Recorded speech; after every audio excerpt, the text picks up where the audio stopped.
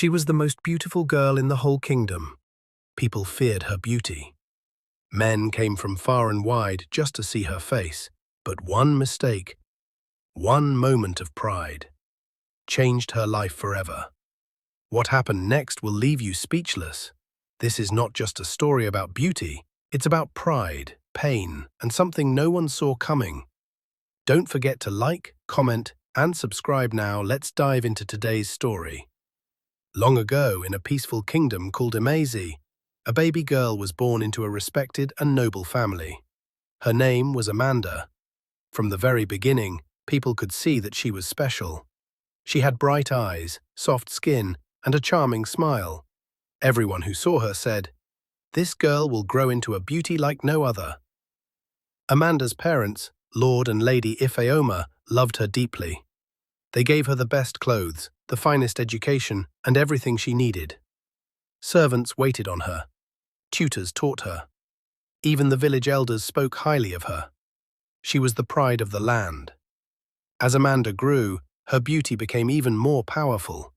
By the time she was 16, people came from far and wide just to look at her. At 18, she was known across all nearby kingdoms.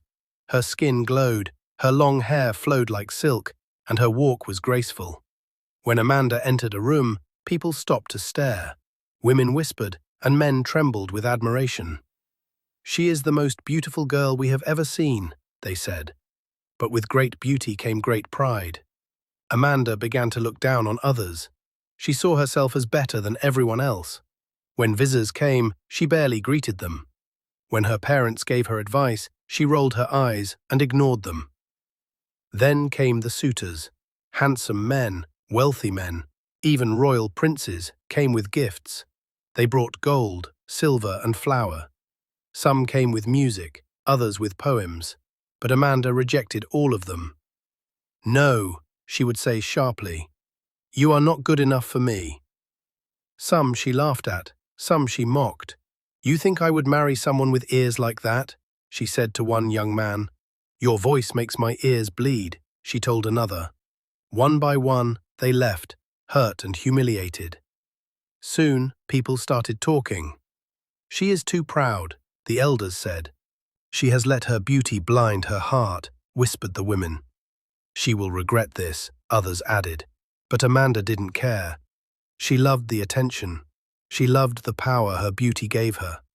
She believed no one in the world was good enough for her, not even a prince. One day, her mother sat her down. "My daughter," Lady Ifeoma said gently, "beauty fades, but the heart remains.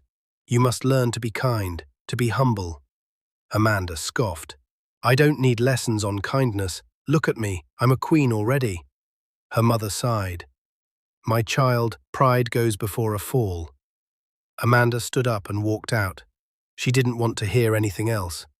To her, the world existed to admire her, and anyone who didn't see her worth simply didn't matter. But unknown to Amanda, life was about to change in a way she could never imagine. Her beauty, the very thing she used to rule over others, would soon be tested. A moment was coming that would take it all away, and it would begin with a simple walk to the stream. Every morning, Amanda sat in front of her large mirror. Servants brushed her hair, others massaged her feet, and one always fanned her gently. Her room smelled like roses, and her dresses were made from the finest silk. She looked at herself and smiled. "I am the most beautiful woman in the world," she often said. That same year, more suitors arrived. They didn't come with just small gifts. They came with gold chains, diamonds rings, and camels loaded with food and clothes. Some came from nearby villages, and others came from faraway kingdoms. One prince rode on a white horse with 20 guards behind him. Another came with a choir just to sing her name. Amanda sat on her golden chair with her nose in the air. Each suitor would kneel before her and say sweet words. But she didn't smile. She didn't say, "Thank you." Instead, she looked at them one by one and insulted them all. "You call that a gift? I have better things than this in my bedroom. You want to marry me with that face? Please.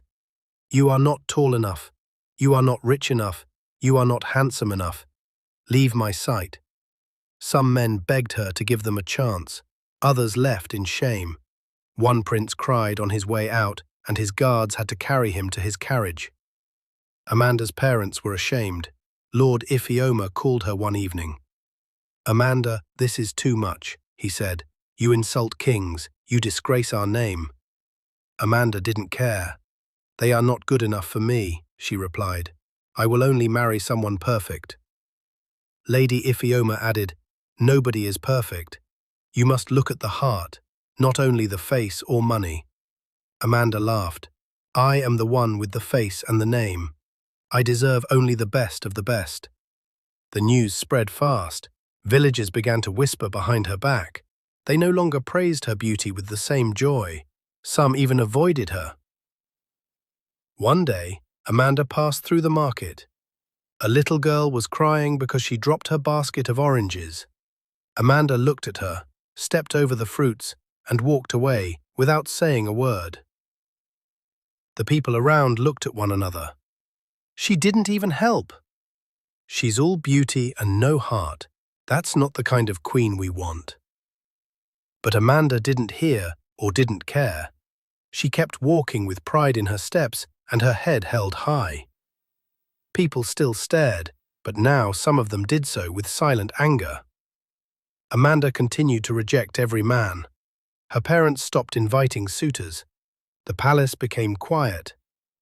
Days passed, and Amanda felt alone, but she would never say it out loud. She still believed her beauty was all she needed. She believed one day the perfect man would come, rich, strong, tall, and more handsome than any prince on earth. She believed everyone else was simply not good enough. That belief stayed in her heart, strong and unshaken. It was a hot afternoon. The sun was high and the air felt heavy. Amanda sat in her room bored. The servants had gone quiet. No music played, no one came to visit. Even her mirror didn't excite her anymore. She looked outside and saw children carrying clay pots to the stream. They were laughing, playing, and splashing each other with water. Amanda frowned. "Let me go to the stream too," she said. "I haven't gone there in years." Her mother was surprised. "You want to fetch water?" "Yes," Amanda replied. "I need fresh air." She changed into a bright yellow wrapper and tied a scarf around her head. 2 guards offered to follow her, but she refused. "I don't need anyone. I can walk alone." The stream was called Umukuru. It was not just any stream. The people believed it had healing powers. Old stories said that sick people who bathed in it became well again. Others said it was protected by spirits, and even by a mermaid. So everyone treated the stream with great respect. Nobody shouted there. Nobody swam in it. When people fetched water, they knelt beside the bank and whispered a prayer before filling their pots. But Amanda didn't care about those stories. When she arrived, the stream was quiet. No one else was around. She looked at the clear water and laughed. "This is the great stream everyone fears," she said loudly, with a mocking tone. She stepped forward, looked into the water and spat into it. Nothing happened. Amanda smirked and spat into the water a second time. "Is this not just water? You people are foolish," she said. Then everything changed. The wind stopped. The birds flew away. The stream became still, like glass. Suddenly the water began to bubble. A soft humming sound came from below. Amanda stepped back in fear. Out of the water rose a beautiful but strange woman. Her skin was silver like moonlight, her hair flowed like river waves, and her eyes were deep and glowing. Amanda froze. The woman spoke in a voice that shook the trees. "Why did you spit in the sacred stream?" Amanda opened her mouth, but no words came out. The woman asked again, "Why did you show such disrespect?" Finally, Amanda found her voice. "Who are you to question me?" she snapped. "You're just a fish with a crown." The mermaid's eyes narrowed. "You are proud and full of yourself, but your pride ends today." Amanda laughed. "You think you can touch me? I'm Amanda. I'm the most beautiful girl in this land." The mermaid lifted her hand. The sky turned dark. "I give you a gift," she said, "the gift of truth." Amanda screamed as a strange wind blew around her. From now on, your outside will match your inside, the mermaid said. Ugly in heart, ugly in face. Amanda fell to the ground, covering her eyes. The mermaid spoke again. Big eyes, wrinkled face, wide ears, and a long nose. That is what you shall carry. Only true love's first kiss will break the curse. Until then, may your pride teach you pain. With that, the mermaid disappeared. The stream went quiet. Amanda lay beside it, crying, her body shaking. When she stood up and saw her reflection in the water, she screamed again. Amanda ran home from the stream, covering her face with her scarf. Her legs were shaking, her heart beat fast. People she passed on the road looked at her in surprise, but she didn't stop. She didn't greet anyone, she just ran. When she reached the palace, the guards rushed to open the gate. But when they saw her face, they stepped back in shock. Amanda, one of them asked. She didn't answer. She pushed past them and ran inside. The maids screamed when they saw her. What happened to your face? One cried. Amanda locked herself in her room. She ran to her mirror. What she saw made her fall to the ground. Her eyes were now large and round, like they were about to pop out. Her nose was long and bent sideways. Her skin, once smooth, was now full of wrinkles. Her ears looked bigger than her hands. Her lips were dry and pale. She touched her face and cried. "This cannot be me," she whispered. "This is not me." She broke the mirror. She tore her clothes. She screamed and cried until her voice faded. Her mother came to the door and knocked gently. "Amanda, what is going on?" "Go away!" Amanda shouted. Later that night, her parents forced the door open. When they saw her, they both gasped. "My daughter," her mother said softly. Amanda turned her face away. "What happened to you?" her father asked. Amanda didn't speak. She was ashamed. She didn't want to tell them the truth. She didn't want anyone to know she had disrespected the sacred stream. She only said, "A strange sickness came over me." The palace doctor was called. He gave her herbs and rubbed her face with oil, but nothing changed. Day after day, she stayed in her room, hiding. Then, the news spread. The villagers whispered about how Amanda now looked. "I heard she has the face of an old woman," one said. "Her beauty is gone," said another. "That's what pride does," the elders added. Soon people stopped coming to the palace. No more suitors, no more gifts, no more singing. Amanda, once admired by all, was now forgotten. She tried to wear veils when she walked around, but children would still scream and run. Even adults turned away. One day, she walked to the market to buy some fruit. The sellers stared at her, then looked away. Some refused to serve her. One man even said, "I don't sell to strangers." Amanda went back home and wept. She had never known this kind of pain. She had never felt so alone. She remembered the mermaid's words, "Ugly in heart, ugly in face." She sat on her bed and cried, "Please, somebody help me. I'm sorry, I don't want to live like this." But no voice answered. Only silence, only her own tears. After the palace doctor failed to find a cure, Amanda's parents grew worried. "She cannot remain like this," her father said one night, pacing back and forth. "There must be a solution." "She's still our daughter," her mother whispered. "But the world will not see her the same." Amanda sat quietly in her room, listening to them through the thin walls. She didn't speak. She didn't cry. Her eyes were dry now. Her shame had settled deep in her heart. The next morning, her father sent for a local native healer, a man known for healing strange illnesses in the nearby villages. The healer came with a goat horn tied to his neck and leaves in his bag. He entered Amanda's room, looked at her face and whistled softly. "This is not from this world," he said. He ground herbs and rubbed them on her skin. He tied a white cloth around her head and burned incense. He chanted into a calabash of water and told Amanda to drink. "Sleep, my child," he said. "By morning, your face will begin to change." Amanda lay in bed all night, hoping. But by sunrise, nothing had changed. Her face remained the same. The healer looked confused. "This has never happened before," he said. He packed his bag quietly and left. Amanda's father grew restless. "We need someone stronger," he said. 3 days later, he sent messengers to a faraway land.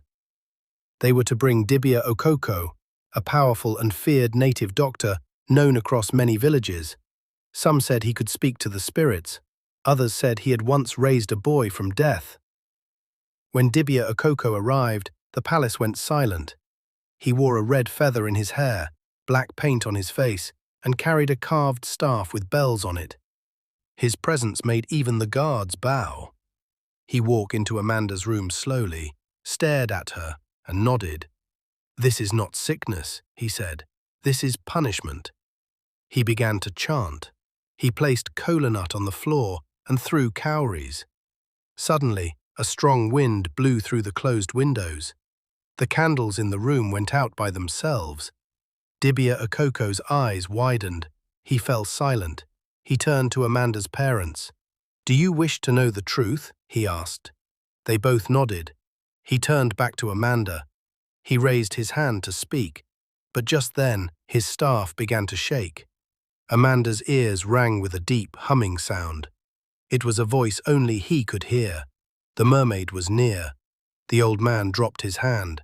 He stood up quickly and began to pack his things. Amanda's father rushed forward. "What's wrong?" Dibia Okoko looked afraid. "She is marked by something I cannot touch," he said. "There is a power greater than mine watching her." "You cannot help her?" her mother asked in fear. "No one can, unless the one who cursed her chooses to release her."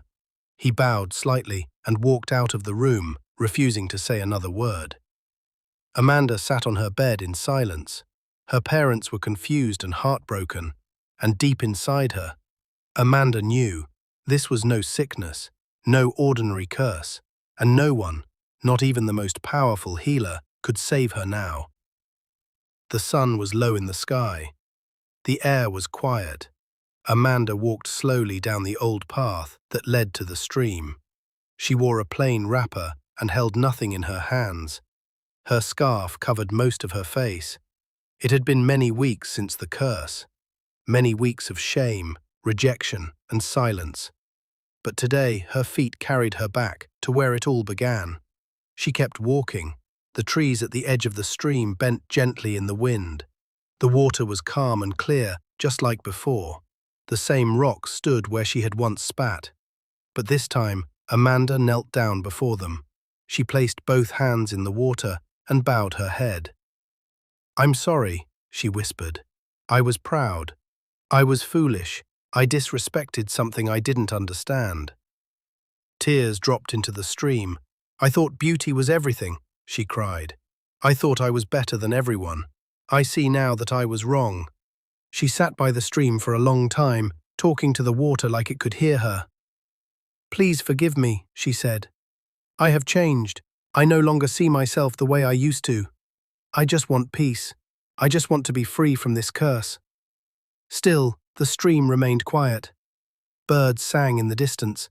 A leaf floated past her hand. Amanda closed her eyes and sobbed. Then, the water began to move. A soft ripple formed in the center of the stream. Amanda looked up. The same mermaid rose from the water, her silver skin shining under the sky, her eyes calm but firm.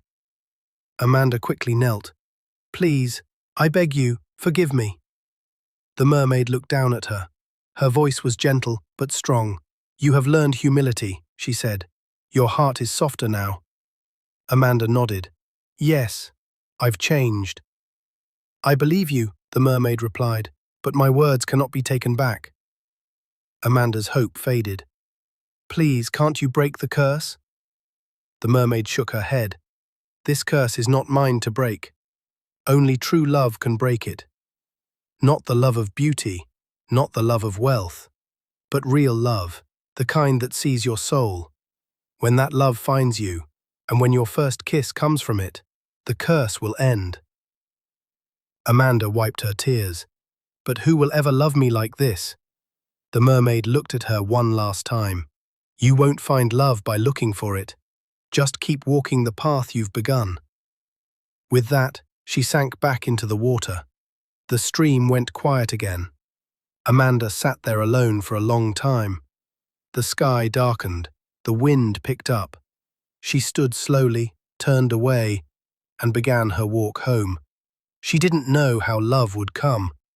She didn't know when, but she knew now that her beauty would never return unless someone could see her heart. Amanda walked home through the quiet bush path. The sky above was turning gold, and the leaves beneath her feet crackled gently. She didn't feel like using the main road. Her thoughts were too heavy, her heart too full. The mermaid's words kept echoing in her mind. As she moved slowly through the trees, she heard something, a faint groan. She stopped. Ah, help! Amanda turned her head. The sound came again, low and weak. She followed it carefully through the bush, her scarf brushing past branches. Then she saw him. An old man was lying under a tall palm tree. His long tapping stick rested beside him, and his raffia bag had fallen open. One of his legs looked twisted, and he had no shoes on. Amanda rushed to him. "Baba, are you okay?" The man looked up slowly. When he saw her face, he blinked. For a moment, his eyes lingered. Then, quietly, he looked away. "I fell," he said. "I climbed to tap, but I slipped. My leg, I can't move it." Amanda bent beside him. She didn't ask questions. She didn't run. Instead, she gently helped him sit up against the tree. She looked around and began picking up his things. The tapping stick, his raffia bag, and one old worn-out shoe lying nearby. The man watched her quietly. "You are not afraid of me?" Amanda asked softly. He shook his head. "No, why should I be?" She smiled a little. "Others don't stay when they see me," she added. The man nodded. "They must be blind then, because I see you." Amanda helped him to his feet slowly. He leaned on her shoulder, and they began to walk, step by step, through the narrow bush path. When they reached a clear spot with a large stone, the old man sat down. "What is your name, my daughter?" "Amanda." He nodded. "I am Obina. I've tapped palm wine all my life, but today, my tree finally won." Amanda chuckled gently. "It didn't win, you're still standing." They both laughed. A hunter passed by shortly after and offered to help him the rest of the way home. Before he left, Papa Obina held Amanda's hand and looked into her eyes. "You stopped when no one else did," he said. "Thank you." Amanda said nothing. She just gave a small nod. As he was carried away, she turned and began the walk back home. Days passed after Amanda helped the old man in the bush. Life went back to silence. She continued her daily routines, sweeping, washing, helping in the palace kitchen. No one praised her, but she no longer expected it. She had learned to live quietly. One morning, Amanda was outside sweeping the palace yard. The sun was rising, and birds were flying over the tall trees. She heard a voice behind her. "Amanda!" She turned quickly. It was Papa Obina, standing at the gate with a wooden walking stick. His wrapper was tied neatly around his waist. He smiled gently. "You came," Amanda said, surprised. "I said we would meet again," he replied. She opened the gate and let him in. He walked slowly across the yard and sat under the big mango tree. Amanda sat beside him. "You're walking better," she said. "I've been eating well since that day," he smiled. "You carried my tools, helped me sit up, and gave me courage. My leg is healing." Amanda smiled. "I'm glad." After that day, he began to visit often. Sometimes he brought palm wine, sometimes he brought cola nuts or fruits, but most of the time, He brought only his presence. They sat under the mango tree and talked for hours. Amanda told him about her childhood, how the palace used to be full of visitors, songs and food. Papa Obina told her stories of old times, how he once climbed a tree so tall he saw the rooftops of 5 villages. They laughed together. She asked him, "Do you miss climbing trees?" He said, "No, I'm just happy I can still walk and talk." He didn't ask about her face, not even once, and Amanda didn't feel the need to explain. One afternoon he said, "You have peace around you, Amanda. Many people don't." She looked at him surprised. "People say I bring fear." "Not to me," he replied. "To me, you bring peace." The next time he came, her mother watched from a window and whispered to her husband, "That man, he sees our daughter." Her father didn't speak. He only watched the two of them laughing under the mango tree. Amanda never knew who would still care for her, but here was someone who sat with her, someone who looked at her and didn't turn away, someone who came back. The day was calm. Birds sang in the trees. The sun hung gently over the palace. Inside, the guards opened the gates for a visitor. It was Papa Obina. He wore a clean wrapper with a walking stick in one hand and a small basket of palm fruits in the other. The guards led him to the king's chamber. Amanda's father sat on his chair, reading a scroll. Her mother was nearby, peeling fruit. Papa Obina greeted them with respect. He knelt and bowed his head. "My king, my queen, I have come with a matter close to my heart." They looked at him, curious. He continued, "I have known your daughter for some time now. I have seen her strength, her kindness, and her quiet spirit." Amanda's parents glanced at each other. "I have come to ask for her hand in marriage," he said calmly. "If she agrees, I wish to make her my wife." Silence filled the room. The king leaned forward. "You want to marry Amanda?" Papa Obina nodded. The queen looked confused. "You are aware of her condition?" "I see her clearly," he said, "and I have no fear." The king was quiet for a long time. Then he called a servant. "Bring Amanda." A few moments later, Amanda entered the chamber. Her face was calm. Her hands were folded in front of her. She saw Papa Obina and smiled softly. The king turned to her. "My daughter, this man has come to ask for your hand. Do you accept?" Amanda looked at Papa Obina. She didn't cry. She didn't hesitate. She stepped forward and took his hand. "Yes," she said with a steady voice. "I accept." The queen blinked back tears. The king stood. "Very well. If this is what you both want, then I will not stop it." He looked at Papa Obina. "You are not a rich man, and I know you didn't come with gold or silver, but you came with respect and truth.